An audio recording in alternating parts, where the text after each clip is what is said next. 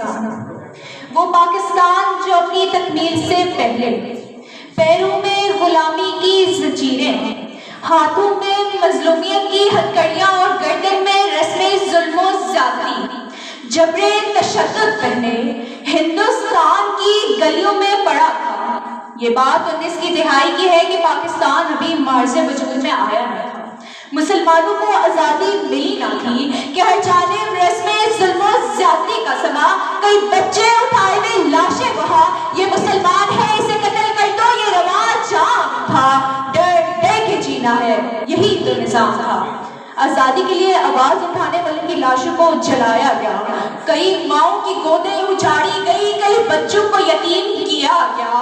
ارے ضعیف بوڑھے اپنی کمزور کاندھوں پر اپنے بیٹوں کی لاشیں اٹھائے ہوئے کہ صدری سے بغیر ایسے میں تاریخ ایک ایسے شخص کی راہ دیکھتی تھی۔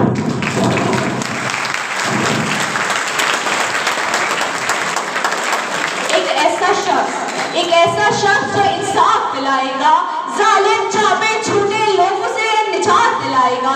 کیسے میں چراغ امید و بشر نے سمت مغرب دیکھا تو مشرق کی طرف سے ایک ایسا سورج طلوع ہوا جو دین محمدی کا سپاہی بن کے نعرہ تکبیر بلند کر کے حق و صداقت کی شمشیر لیے ظلم کے شکنجوں کو کاٹنے آیا، پیغام آزادی دینے آیا اور دنیا کو یہ دکھایا کہ جید مسلسل کی داستان نگار وطن کی سلامتی کا عنوان بن گئی اور دنیا میں ایک نئی سلطنت پاکستان بن گئی۔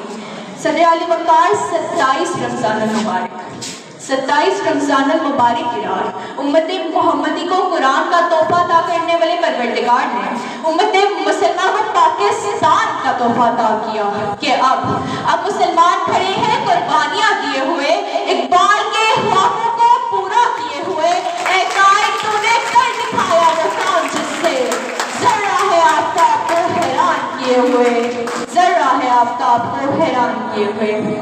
صدر ذوالفقار میری آنکھوں کے سامنے فیروز خان ہے جو کارگل کی جنگ میں دشمن کو مات دے کے تمغہ جرت حاصل کر کے آفتاب کو حیران کرتے ہیں۔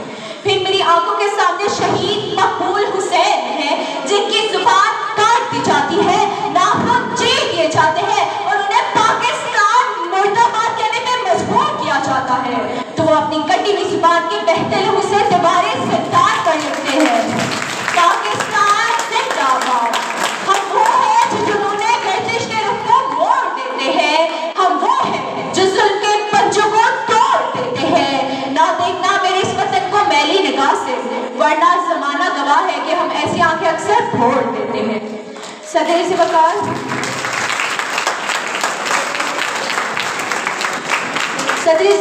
ہم کون ہیں؟ ہم جنگل موتا کے موقع پر سیف اللہ کا حکام پانے والے، ہم سمنات کے بتوں کو قدموں میں گرانے والے، ہم بحرے ظلمات میں گھوڑے دوڑانے والے، ہم ذرے ہیں آفتاب کو حیران کیے ہوئے، ہم ذرے ہیں آفتاب کو حیران کیے ہوئے۔ جناب والا پھر میری آنکھوں کے سامنے JDC کے ظفر عباس ہیں جو کورونا کے دنوں میں غریبوں میں راشن تقسیم کر کے آفتاب کو حیران کرتے ہیں۔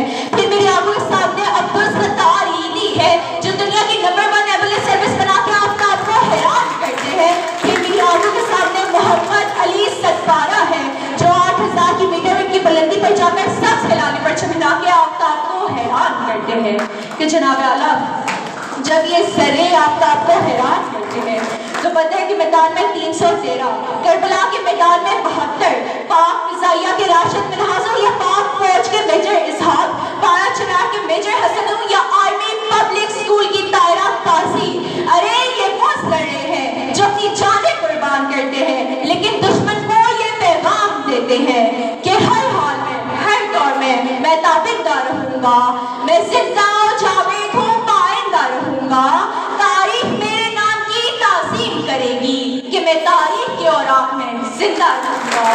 ہم ذرے ہیں آفتاب کو حیران کیے ہوئے، ہم ذرے ہیں آفتاب کو حیران کیے ہوئے۔ شکریہ۔